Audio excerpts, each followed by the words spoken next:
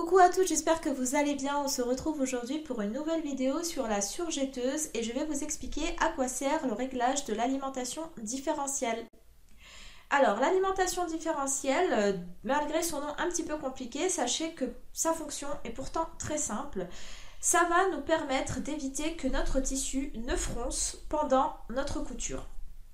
Alors pourquoi est-ce que notre tissu peut froncer pendant notre couture? Sachez que ça va concerner surtout les tissus très fins comme ceci ou les tissus très élastiques comme le jersey que nous avons ici. Alors comme vous le savez probablement déjà, la surjetteuse est dotée de griffes d'entraînement ici exactement comme une machine à coudre. Et le bouton de l'alimentation différentielle va nous permettre de jouer sur la vitesse de ces griffes d'entraînement. Par exemple, si vous choisissez une valeur basse, donc je rappelle que l'alimentation différentielle normalement a un réglage qui se situe entre 0,7 et 2. Donc si je choisis un réglage assez bas, ce qui va se passer, c'est que mes griffes avant vont se déplacer plus lentement que les griffes arrière. Donc mon tissu va s'étirer pendant la couture. Au contraire, si je choisis une valeur qui est haute, les griffes avant vont avancer plus rapidement que les griffes arrière. Donc ce qui va se produire, c'est que mon tissu va se grouper pendant la couture. Donc on va choisir une valeur basse lorsque l'on va travailler des tissus qui ont tendance à se froncer pour pouvoir les étirer pendant la couture. Donc c'est ce qui va se passer avec les tissus fins. Et au contraire, on va choisir une valeur haute quand on va travailler un tissu qui lui aura tendance à se grouper pendant la couture de façon à l'étirer pendant le surjet de manière à ce qu'il ne gondole plus. Donc ça va être le cas par exemple des tissus élastiques.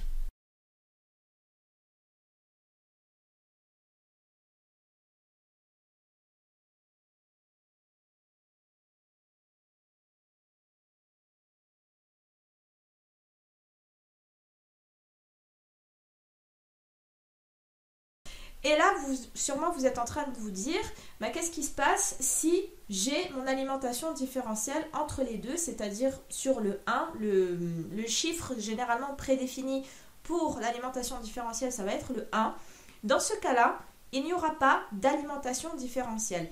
Vos griffes vont avancer exactement à la même vitesse et ce réglage prédéfini, vous allez l'utiliser quand vous ne cousez pas de tissu fin ou de tissu élastique, c'est-à-dire des tissus basiques.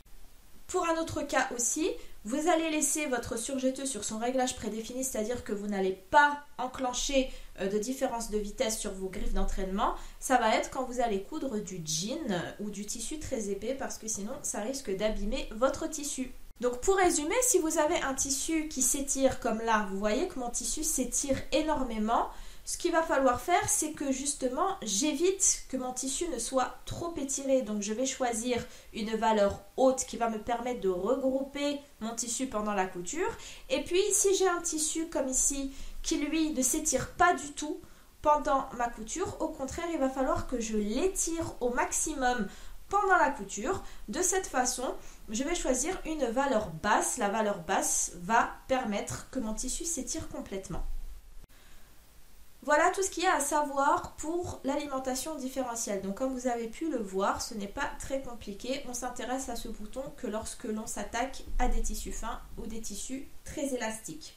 Dans d'autres cas, on ne touche pas à l'alimentation différentielle. Si vous avez quand même une question, vous pouvez me la poser en commentaire sur le blog. Et si vous avez aimé la vidéo, n'hésitez pas à aimer et à la partager avec vos amis couturières. En attendant, n'hésitez pas aussi à vous abonner à notre chaîne si vous avez envie d'être informé des prochaines vidéos. Sur ce, je vous dis à très bientôt et je vous souhaite de très belles coutures.